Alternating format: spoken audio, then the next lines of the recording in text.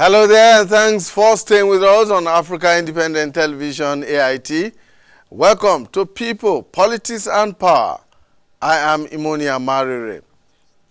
The Non-Governmental Organizations Regulatory Commission Establishment Bill 2016 was introduced in the House of Representatives on June 2nd, 2016 by UMAR BUBA JIBRIL, a lawmaker from KOGI State elected on the platform of the All Progressives Congress, APC. The bill was first read on June 2nd with a second reading on July 14, 2016. It was thereafter referred to the House Committee on CSOs and Development Partners.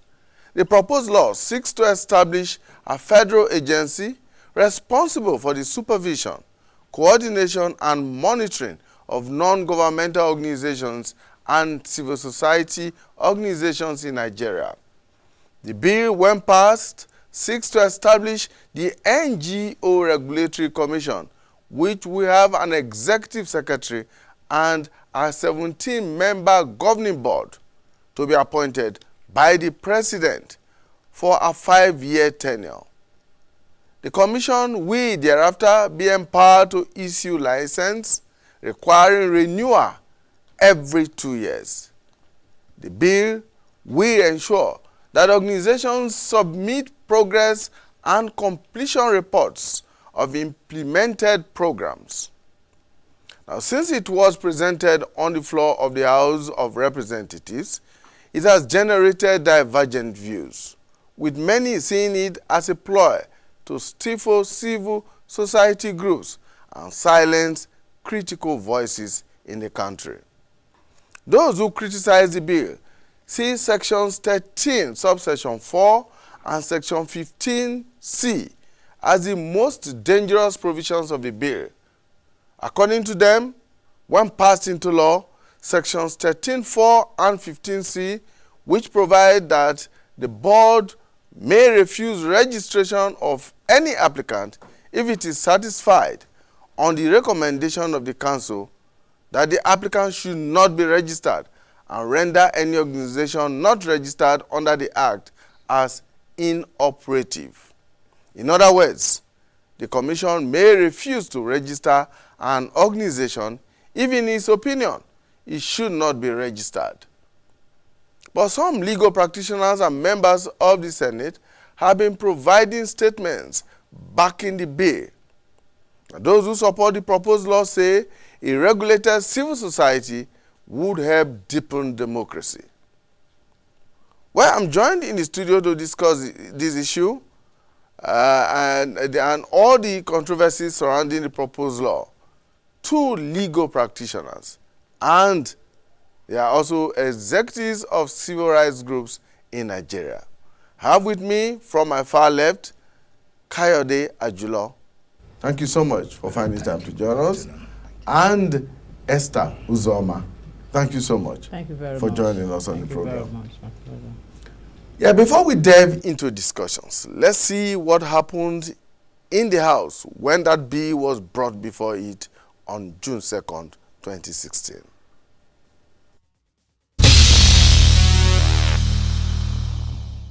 Indeed, it is the reason why every bill is subjected to public hearing so that the inputs of stakeholders can be obtained to ensure public buy-in.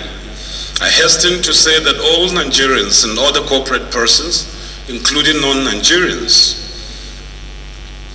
are stakeholders and have a right to support or oppose a bill. However, when opinions are targeted at disparaging the institution of the legislature, then it becomes imperative to interrogate the motives driving such, especially when this emanates from those who should know. Everyone should understand that the principal objective of the NGO Regulation Bill is to inject transparency, accountability, and prevent the subversion of national security from both within and without. No one can, no indeed should guard the operations of NGOs in Nigeria. But just as they aspire for this freedom, It must be amply stated that freedom does not come without responsibility, as there is no such thing as freedom to be irresponsible. There are also desperate attempts to instigate religious bodies and cultural organizations to oppose the bill by spreading falsehood that they are the target of this bill. For the avoidance of doubt, let me categorically state once again, the churches, mosques, Isuzu, market women associations, etc., as well as local quasi-financial institutions are not NGOs, and thus the bill has nothing to do with their operations. The legislative process cannot be short-circuited. The National Assembly cannot be intimidated into abandoning its sacred legislative duties of providing a platform for Nigerians to agree or disagree on any proposed legislative measure. This openness and transparency is what the NGOs have always canvassed and promoted, and they should therefore embrace this opportunity to interrogate the issues with open arms. And as it is said, it is not enough to call a spade a spade. You must always be prepared to use one. So when we look at the bill and when we look at existing laws, when we look at the Corporate Affairs Commission, when we look at all of the regulatory environment that guides the operations of CSOs in Nigeria, we know that there are adequate laws in the country today to guide the operations of civil society organizations. I think that even for me as a priest, if I fall foul of the law, treat me as a thief, not as a bishop.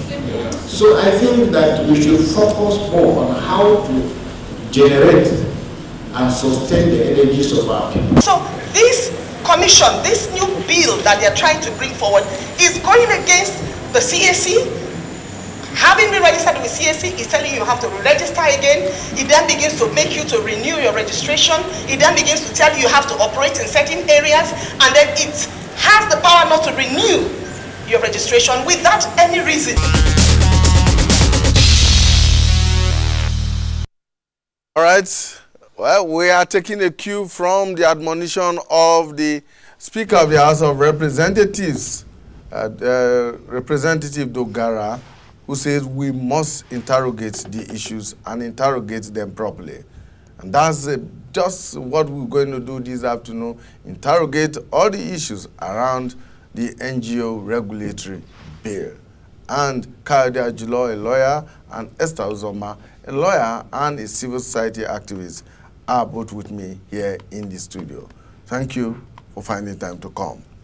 Well, this bill may be the second most controversial bill that has been brought before the National Assembly in the last 2.5 years. The first was the social media bill, yes, and now the NGO regulatory bill. Yeah. Why is it necessary in the first instance to have this law made? Let me start with this. You know, when we talk of even law, the fundamentals of law, that one even define the definition of law, is to regulate human society. That means that whosoever you are, either in the high places or down places, you will need to be regulated. Now, the issue, you mentioned that maybe this bill seems to be one of the most controversial. I believe it's quite simple bill. I believe that it's because some people that believe that they need to hit the polity because of the fact that they don't want themselves to be regulated. Let me use that one. Those are the people that believe that they see the bill as anti them and it has to be fought to stand still. But the issue here is this. I'm a member of civil society. We are all. And one of the things we've been talking about is that we ask for accountability, we ask for transparency. Why at this particular point where accountability and transparency is coming to your doorstep, you are kicking against it? That is the question that I've been asking most of my colleagues here. The issue here is this. All over the world, you have to be regulated. Even as a priest, priests are regulated, pastors are regulated. AIT as you are today, despite the fact that you talked every day, you still have a regulatory agency, BUN and co, regulating you. Then how come you are asking for immunity? Because by saying that we don't want to be regulated because we are CSO, that means that the simple what we are asking for is, we are asking for immunity, so that nobody can query you, nobody can question you. And again, I realized one thing, like I mentioned, I told one of my colleagues, that it's like today, if the National Assembly should say we want to have a law, either the Nigerian police should be or not, I'm sure a lot of people will kick against it, will kick that. They don't want the police. Why? Because most of them, they are doing shady things. That is why I want to believe that this bill is something that all of us are supposed to embrace. We're supposed to be happy about, because I must say this, she will agree with me on that. You find that quacks, 419s, fraudsters, today they parade themselves and perpetrate evil in the name of CSO. Many people go over, they approach people, collect money in the name of doing NGO charity, because charity has to come with passion, you have to believe genuinely in it. But you find out that what so many people have been doing now is to use this to rake money, build houses and co. And what we're asking is this: everybody needs to be regulated. You need to know what I'm doing, how I'm doing it, and to help the country. Well, we'll come back to some of the issues that you raised. Very many issues that you have thrown up here in your first intervention. But let me come to Esther and ask you the same question. All right. You probably, because I saw you when he was speaking, disagreeing with some of the issues. Something was boiling inside me. Now, my learned friend, gives the impression that the NGO is a sector that is unregulated. That is false. We have various laws regulating the sector that is non-governmental. These laws, range from Company and Allied Matters Act, which actually regulates the registration of persons who are, who qualify as non-governmental. Besides the Company and Allied Matters Act, we have various anti-money laundering laws. There is also school meal. You must be interviewed, you must be subjected to scrutiny, that is strenuous security protocols before you are given that certificate. To show that, listen, whenever any money is paid to you, you must also, your bank will report to the to the various bodies, and you yourself, you also have a duty to also report. Now, besides, so that sector is regulated. He started talking about laws. Remember, do you know that Hitler acted under law legitimately made by a parliament? His government was legal. And yet, how many Jews died at Treblinka? Law is also an instrument of tyranny. It's an instrument of oppression if it is not guarded. The society we live in is a society of laws, but law, history validates the fact that the only instrument in the hand of the tyranny, the only instrument in the hand of the monster is what? That is the law. That is why the parliament is the first attack of every military intervention, so that they can make their own pronouncements and prophecies. Therefore, the NGO, non-governmental sector, is an extremely regulated sector. Annual returns are filed each year. That's where you say, oh, this is what I've been doing. Okay? And any dime you receive, the government knows about it. Besides that, if by the pronouncement of this bill, by the prophecies of this bill, this is the only singular proposed legislation that wants to remove non-governmental in non-governmental society. It just wants to make it a governmental society. It's talking about a police state. In your view, you think that this proposed bill will be an overkill because there are enough laws and procedures already existing. Very well. Besides being an overkill, this is a law that tends to say, for instance, prophesying of itself. This law says, in interpreting non-governmental organization, it said, listen, charities are also included. So what do you mean by charities? Anytime you want to express love, I'm talking about section 57, particularly line 24, talking about definition of non-governmental organizations.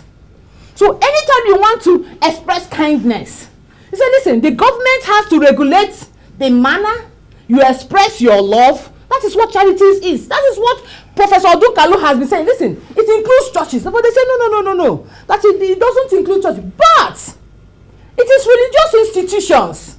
Are they not the institutions that express charity? So this is besides that, that law, speaking of it, says, listen, all the properties of the non-governmental organizations, the state holds them in trust. And they belong to the peoples of Nigeria. And that your organizations will be in line with the guidelines of government. Who knows what government is in power? We are enjoying a democracy. But what about when there's an interruption in the democratic process? They say, no, so it must be in line with the guidelines of government. It must be. So if they don't approve you because you are prophesying rights to freedom of expression. No. Okay. No. Yes. Let's get one thing quickly. I listened to her. Because the argument is that this is an overregulation. No, it is not. And that there are existing laws and procedures and regulations that conveniently deals with issues that affect the NGOs. Not at the NGOs all. are registered by CAC. They are registered by the Companies Allied Act and all not of at that. all. Let me explain one thing. God so good we are lawyers. There is difference between administrative law and regulating law. That is one. When you talk of CAC, when she mentioned that we have some laws regulating, my prayer is I wish she can mention all of them. And what she has done is to mention CAC first. She mentioned anti-laundry law and she mentioned schools. Come on. Now, let me start with CAC. CAC is not a regulating organization, agency. CAC is administrative agency. No. Now, let me explain very well. When it comes to regulation and administration, like for example, for you, the primary function of CAC is to, and I wish anybody will contradict me, first, to register names of companies. That second, to manage their board decision and co. That's why you see that CAC will only stop at board level. What you even do as assistant manager or general manager or with your down staff, CAC has no problem with it. The only thing you register with CAC, you file with CAC, a board decision, maybe when it comes to change of name, all this special and all this AGM, that is one. But that is why you find out that AIT, let's use that as your example. For you to start AIT, you have to go to CAC. You register yourself with CAC. That is what is taught. But when we are talking of regulation, we talk of ethical standard. Ethical practice. CAC has no problem about whether you sack your staff or not. CAC has no problem about whether you collect money and you refuse to hear their views in your program. But when it comes to ethical standard, if you should libel me or if you do anything wrong, I won't go to CAC. I will face the BON. That's the Broadcasting Organization of Nigeria to complain. The NBC. NBC. Thank you very much. Those are NBC are regulating agency of media houses. The same way you find out that for me to start my banking activities today, I will register with CAC. Despite that, I will still have central bank to condemn when it comes to licensing and to check what I'm doing in my ethical practice. The same way as we see a pharmaceutical company going to CAC to register their pharmacy industries, but you still contend with NAFDAC who will regulate you to see whether you are bringing fake drug. It says he has no problem with fake drugs, whether you sell 20 fake drug. What is the problem with CAC? Says he has no problem. The same way you see, even as a lawyer, for me to start my law firm, I will still register with CAC. But when it comes to my ethical standard, whether what Kayode Ajulo is doing or is right or wrong, she knows. That is when our dictionary committee will come to him. She raised a question. Yes.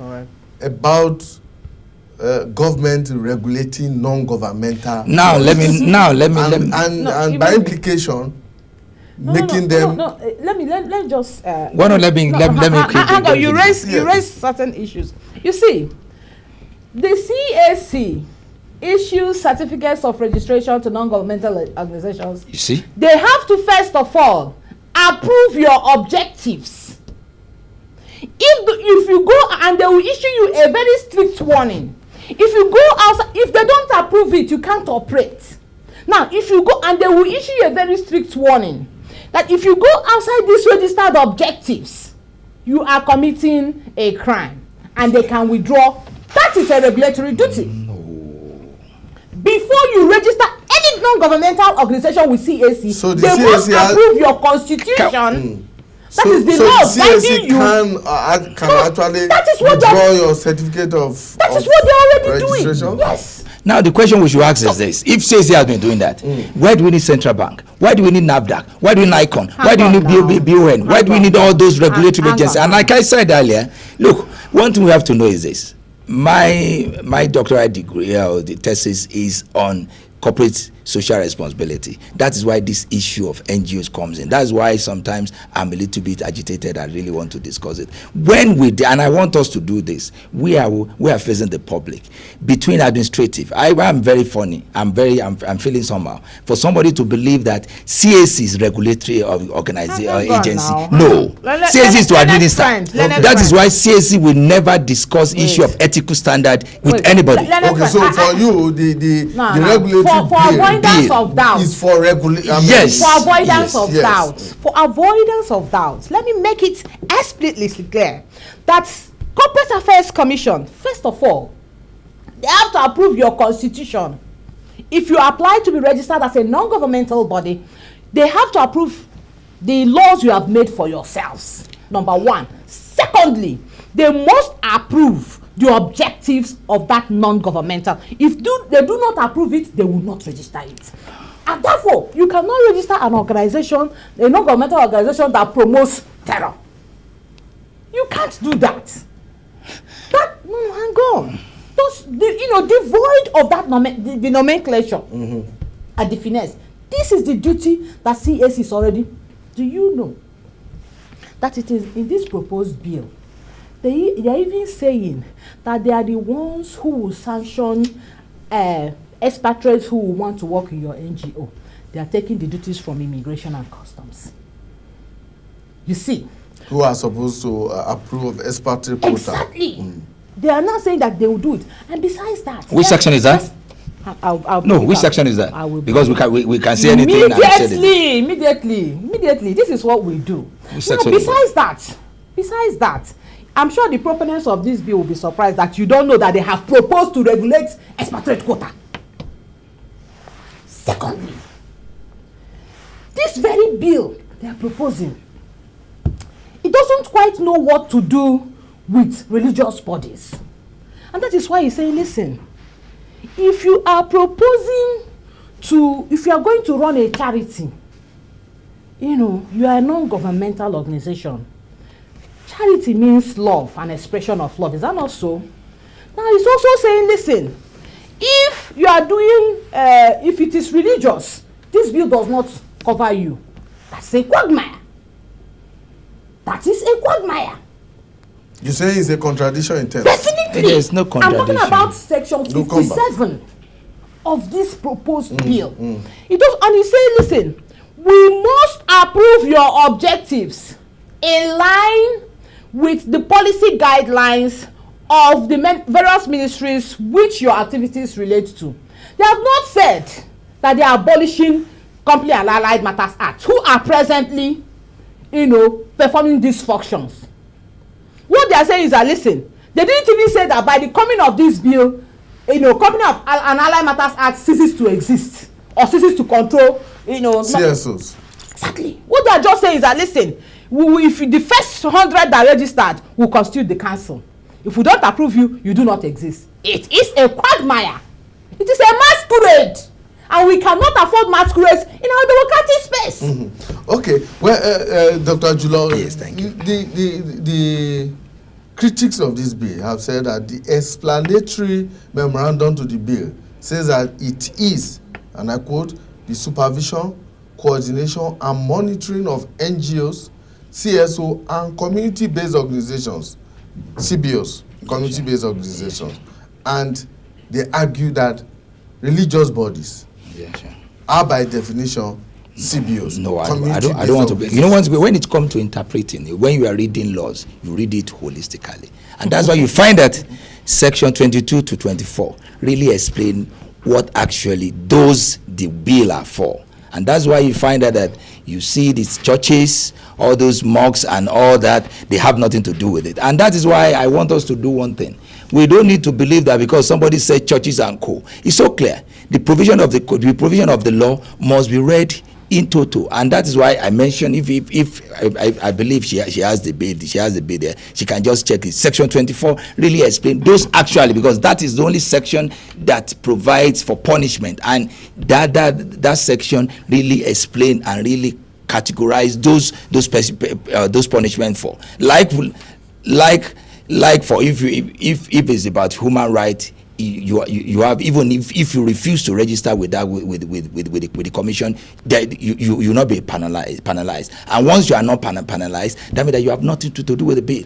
The heading, of course, that is more like a summary of the entire thing, but the real issue isn't the provision, and that's why I mentioned that provision. Isn't this the fear of those who are opposed to the bill now? They are opposed to that it. The provisions of this bill can be interpreted and misinterpreted by any government that comes to power to suit his own purpose. Except, like, that's one of the things I accuse them. This for. is one of the things. This is one of the NGOs are facing in Uganda today. This is one of the things I accuse them for. That those who are opposing this bill, they need to read the bill. Most of them never even pick on. Look, I've discussed with most of them. Never even pick the bill. They did not. That's why, because if they did, I beg to differ with vehemence. Excuse me. I beg to differ. I'm sure we are not on hot. You will differ. Because if you've gone through the bill, the entirety, you will know what the bill is talking about, because you see many of them talking they were going against churches and co. And I want to believe that some of them, maybe they understand what the bill is all about. Sometimes you raise sentiment. Are churches regarded as charity bodies? Yes, they are charity bodies, but by that section 24, they are exempted. Yeah, but by the provisions of section 57 of the bill, it defines an NGO as, and I quote, a private voluntary grouping of individuals or associations not operated for profit or for other commercial purposes, but which have organized themselves nationally or internationally for the promotion of social welfare, development, charity or research through the mobilization of resources. And the argument here is that by defining NGOs to include charities, and nothing stop the bill. I know that nothing stop the bill, but what I'm saying is this: when it comes to who are those who are being penalized for not being under the bill, check section 24, you see what those are the people, and that's why you find out that. So there's an exemption clause. Of course, there's certainly there's exemption. No. You see, the interpretation section of every law is actually the section that prophesies what this law actually means. It is that section that says, if this law says that, look at what it means by that. If this law says court, look at whether it means magistrate court, federal high court, state high court. And this law, prophesying in its interpretation section, stated specifically in that section 57, it's expressing that charities are included as non-governmental. This is one thing that Professor Odinkalo has been going all over. He has been saying it. And he has agreed. But charities include religious bodies. He has agreed. But what is the provision is concerned is the provision of that bill is so clear. Who to be penalized? If the churches are exempted from that, if all those who are exempted, then why the hues and cries of that? These are the sweet shoes. That is the quagmire we are referring to. This is only an aspect of that law. Yes, because we are looking at the entire gamut of the law. Yes. Section 24, you say, has an obstacle clause, an exemption clause, and all of that.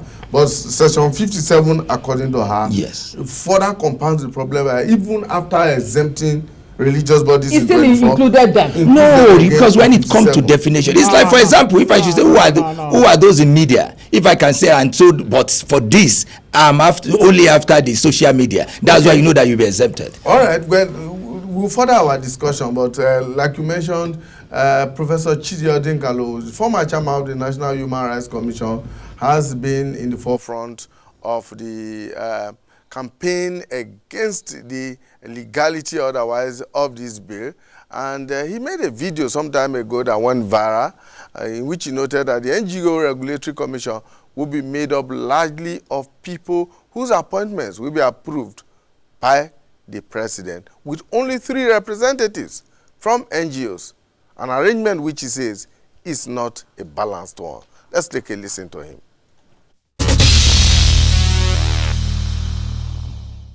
And it's important that you understand what this bill means and its implications for both yourself as a citizen and for the country in general. And let me be clear, this is the most dangerous piece of legislation that has come for consideration in the National Assembly since the return to civil rule in 1999. It covers the activities of every entity and everybody that is not government. And it affects churches, mosques, schools, universities, hospitals, everything, as well as humanitarian operations wherever they are taking place in the country, whether in the northeast or in the southeast or south-south, whether in the middle belt or in the northwest or southwest. It is totalitarian in its consequences. Now, what does the bill require? Basically, all resources, all funds, everything that are collected or liable to be collected and made available to service communities, individuals in need in this country will be subject to Abuja. Before you can raise funds in your church and your mosque, you have to get Abuja's permission. After you've raised the money, you have to return them to Abuja for Abuja to tell you what to do with them. And when you've done that, only Abuja can help you to do your audits. Nobody can operate anything without clearance from Abuja. It's worse than a totalitarian piece of legislation. For the old mamas and old papas doing isusu in the village, that is revolving credit. Before you do your collections, you come to Abuja for clearance. After you've done your collections, before you share the money or rotate the collections amongst the beneficiaries, you come to Abuja for clearance. Ahmadiyya movement will have to come to Abuja for clearance. NASFAT will come to Abuja to do anything.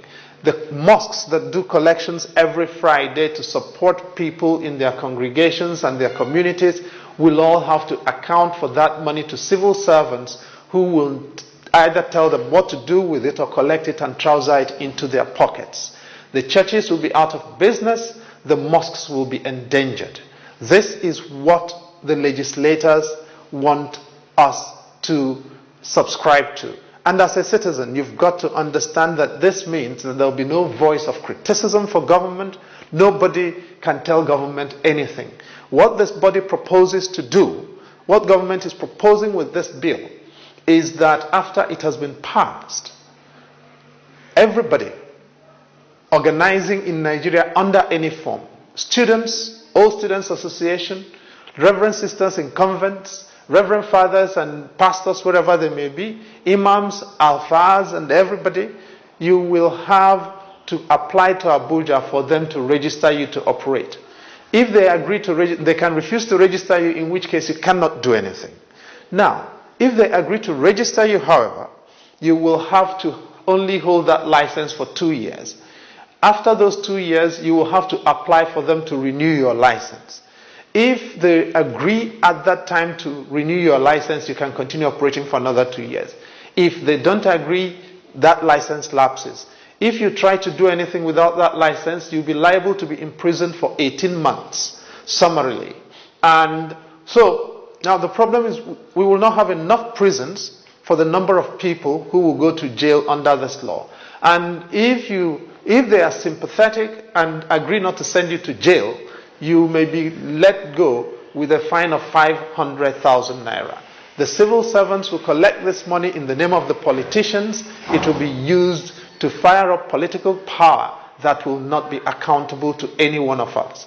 And this is why I'm saying that this is the most dangerous piece of legislation that's been considered in our country to date, in the past 20 years. Nigeria of our dream, the Nigeria we need, is the united, indissoluble, and cohesive Nigeria which guarantees equity, fairness, justice, and prosperity for its citizens. That is our focus on people, politics, and power. It is fresh, insightful, impactful. It's a must-watch. People, politics, and power on AIT. Join us to build bridges of unity. Staying with us, people, power and politics, and Dr. Ajulo, Professor Dikalu says that this piece of legislation is a totalitarian piece of legislation.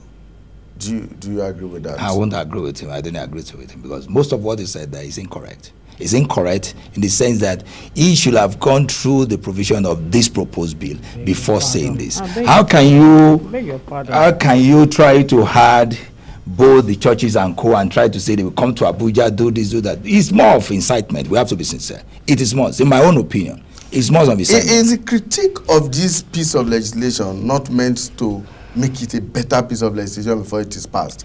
If there are inadequacies in the bill, yes. If there are contradictions, like she has insisted there are contradictions, yes. If the law must be made, is it not at this stage that those contradictions must be pointed out? Thank you very much. Like if you ask me to point that, like for example, when it comes to who to appoint the board, yes, like I raised that issue during the public hearing. That it's a member board. Yes. Of course, as that one, I have issue with that. Only 3 representatives. Thank you very from much. Civil society. Thank you. Which means that 14 other members of the board, an overwhelming majority, will be government nominees. Thank you very much. You know, one thing is this, there is another thing to say, look, this bill has come to stay, but let us see how it will be operated. If that is what it is, yes, how we agree. Like for example, what you mentioned about the issue of appointment. Like I have issue against asking the presidency to appoint the board, because most of all this issue, we know what our presidents are up to. And that is why I made an example of what happened with Public Complaint Commission. Before now, when it comes to appointment of the boards of Public Complaint Commission, it has to be with the presidency. And when some people raise this issue, that you find out that most of the complaints are against the executives, most of all these public complaints against the executive, and because of that, the law of Public Complaint Commission was amended to the point that when it comes to appointing the boards of Public Complaint Commission are with the National Assembly, because they are being seen as the people. That's why I have issue with that instead of saying the presidency should appoint virtually all of them, that provision need to be altered, need to be changed to ensure that those that will mind it. For example, if Professor Dikalu that says so much about the bill is now being asked to be the chairman, the issue of saying the board will stifle the activities of NGO, calling Falan or calling Agbakoba, calling those people that you know their position when it comes to all this, but to say the presidency, I have issue with that and will not agree. But that doesn't mean that. Let me give you an example. Yeah. At a point in time, for 4 years, I was on the board of the National Human Rights Commission. Yes. Before the law setting it up and its operation was eventually amended, in spite of the fact that the board was headed by a retired justice of the Supreme Court, the law is the law. You cannot bend it if it's been made and if it's in operation. Odinka himself was chairman of the National Human Rights Commission at a point, but he had to operate a law that was already in existence. The law says this: even when you are appointed chairman of the board or a member of the board, you cannot bend the law. No, so if the law is not good, the law is not good. You cannot bend the law, right? But that's why we're saying this. Most of all the fears, apprehension being expressed, is being taken care of, and that's one of the things I'm saying, that there is another thing to say we don't want this regulatory commission. There's another thing to say we want the regulatory commission, but this is the way how it should be. I am agree. Okay. Excuse me. Let me quickly. I will round up now. I agree. This regulatory commission has come to stay, but let us see how it be operated. But to say we don't want it entirely, then there's something. It does not. I mean, it's still in process. It's still in process. You see, I do take exceptions. When my colleague, says that eminent personalities. My opinion. Yes. My opinion. Hang on. I said I take exceptions. Of course, I take very strong exceptions to your opinion. When you opine that the caliber of persons like Professor Dinkalo, these are people who have, voiced their views. Then Mr. Clement Wanko, Chief Femi Falana. If you are saying that these persons, he said most of the people who read this, who are prophesying, who are talking about this, if you say such about this, because these are people who are prophesying their views on this bill. If you say that they have not read it, I take strong exceptions to that. Now, having said that, let's us go back to the nitty-gritty. I told you that this bill says you must get approval from them before an inspector comes to work in your organization. Look at section 19. That is what it says. And section 24 that you have been saying that, oh, that it exempts churches. Do you know what section 24 says? 24 says that, listen, that any non-governmental organization, I said, it shall be an offense for any person to operate a non-governmental organization in Nigeria. And remember, it now went on in section 57 to define non-governmental organization to include what? Charities. And you have agreed here that charities include religious bodies. So you did not end. You not finish reading that. I think the provision of the law must be read. It shall be an offense. This is section 24. Yeah. For any person to operate a non-governmental organization in Nigeria for welfare, research, health, 3, 4, agriculture, education, industry, supply of amenity, or any other similar. Where are the churches and gone? Where are they? Look at welfare. No. Welfare. You see, and for or any other similar purpose. That is where it ends. So if you are not talking about, if you are saying that church is not engaged in welfare, that's a fallacy. Besides that, he said non-governmental, he mentioned non-governmental organization, and it has defined non-governmental organizations for its purposes. That is section 57. Saying non-governmental organizations include charities. So the quagmire of this bill, is reminiscent of the days, if we look at the jurisprudential dialectics, we now come again. It reminds us that law is the only instrument in the hand of the oppressor. How else can you oppress a people if you don't use the law? Do you know what Hitler says? Hitler said if you want to conquer a nation, first of all, what do? You disarm its people. How do you disarm a people? You remove their civil liberties. If this proposed bill, non-governmental, seeks to make governmental the civil space, which means you cannot even talk except they approve it. You cannot do anything if they think it is not in line with the philosophy of the government of the day. Do you honestly think that this bill will remove the civil liberties of Nigerians? Oh my goodness, that is what the bill is saying.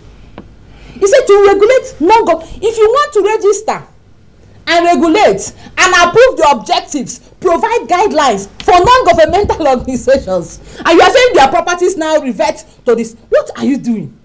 What they are telling them is that, listen, if you want to speak, I will tell you what to say. If you want to oppose, I will tell you. We are, as it is now, remember we are quarreling with the right to protest. We're hanging on that judgment that Chief Falana obtained, that our right to protest is fundamental.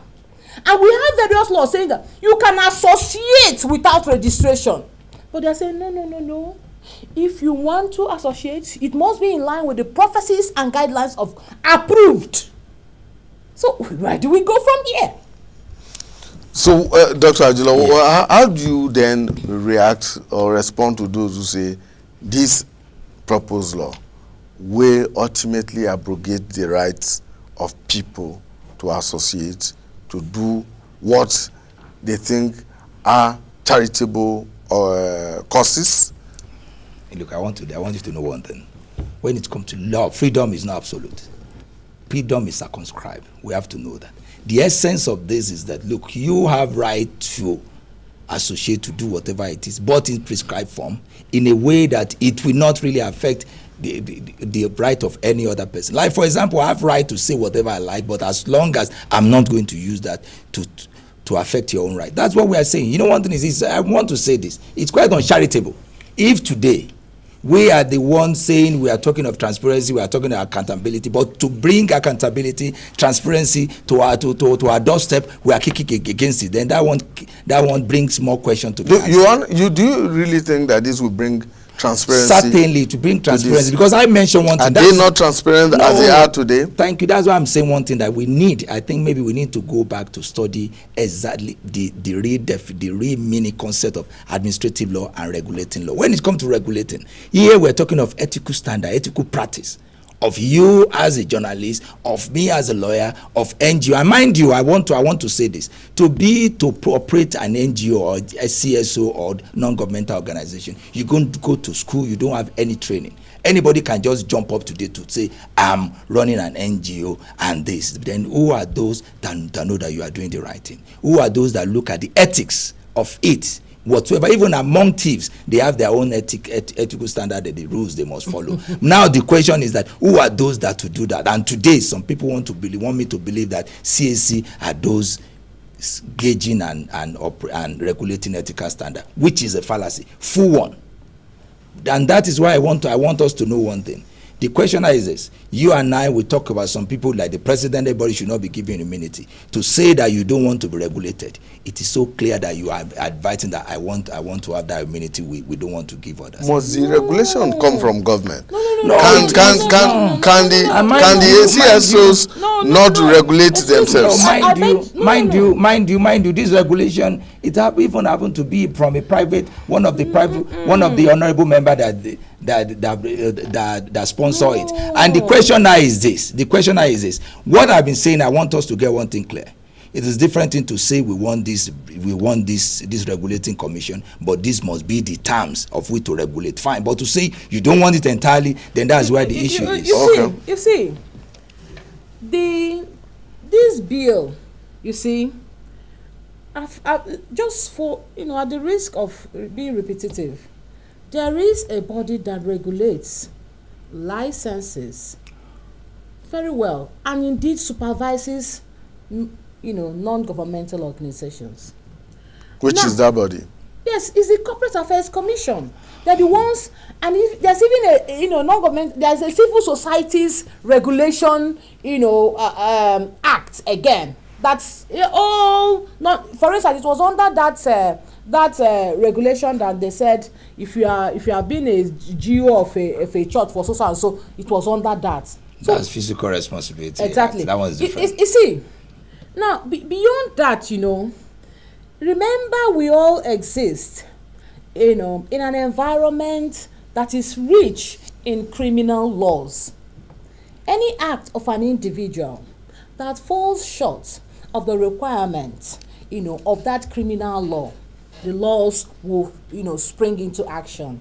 It is wrong, for us to always attempt to legislate ourselves out of, a problem. If we need to, if you look at the laws, the Corporate and Corporate and Allied Matters Act, very, very strongly, it looks like a holy book. It's so big.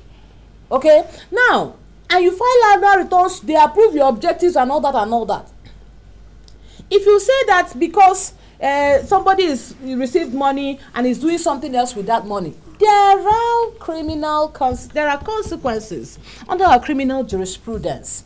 You cannot, this regulatory commission cannot take over the functions of these other bodies that were also created pursuant to the Constitution. It's crazy.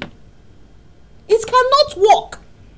Because, this law doesn't quite know where to place itself. I've just showed you. It wants to take some of the passes. Oh, if you are bringing expatriates, we will license them. Okay, we will register non-governmental organization. But okay, what are you going to do with CSC? Are you going to abolish that law? You understand what I'm saying? So it's just, let us just try. I raised one issue. But before you come in, the Speaker of the House of Representatives said in that clip that we played a while ago that this bill is also meant to prevent, and I hope I get him right, prevent subversion of national security. Fantastic.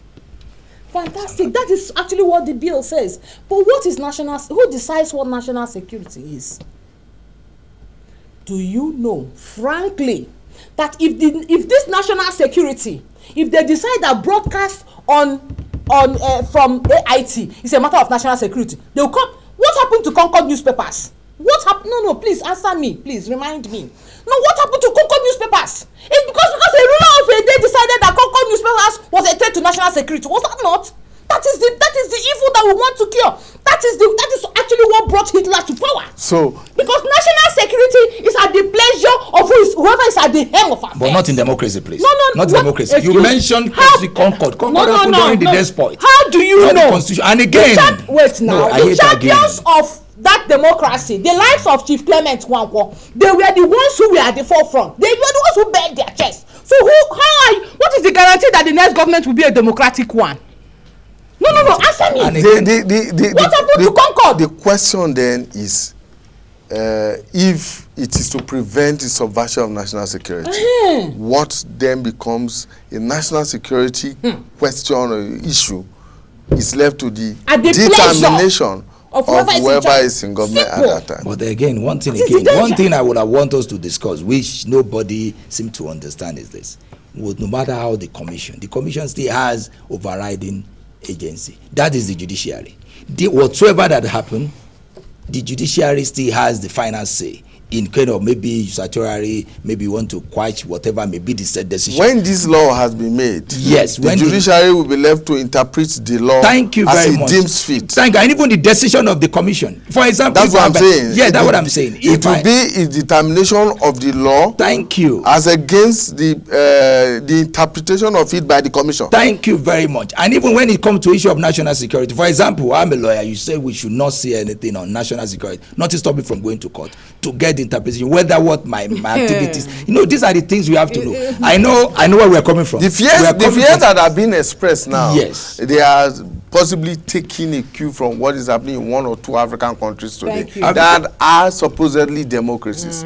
Uganda, for instance, where Action Aid International has been banned because it raised its voice against the removal of age limit for President Yoweri Museveni. It no longer operates in Uganda today. I agree. You know what? We always have apprehension. And that's why I raised one thing. When you mention issue of Concord, I said, may Concord happen during the time of the But now, how many newspapers? Is it this beautiful news platform? Tomorrow, and the fear of the law is that it is always at the pleasure and always targeted towards the sustenance of the privileges and nuances of the people in power. And today, it has pleased them to say, listen, let us regulate these people. They cannot let us know what they are doing. So they will now come here and say, listen, you know what? This barrister Uzoma that is here, talking about, she is hereby banned from, and say, AIT shall no longer, we have history. History has taught us to be cautious. All right, so let's round up our discussion. Dr. Ajulo, very quickly. Your submission. Thank you very much. What we are saying here is this, and people should not maybe misinterpret what we're saying. When it comes to regulation, everybody is subject to regulation. That is one. And for this bill, what I want my colleagues and all the NGOs supposed to be doing is to now look at the terms, that is provision, to know which one. But to say they don't want any regulation, then that one calling for another thing. All right. Uzoma? I will submit very strongly that the space, the civil space is an extremely regulated space. Already. So, very well. So we do not need any more regulation. Thank you. All right. Thank you very much. Dr. Kayode Ajulo, a lawyer. Esther Uzoma is also a lawyer and a civil society activist. Both of them are actually do civil society work, but of course they have held divergent views on this bill, this proposed law that is still in the National Assembly. In making law, lawmakers and parliaments all over the world must be conscious of the well-being and welfare of the people for whom those laws are made for.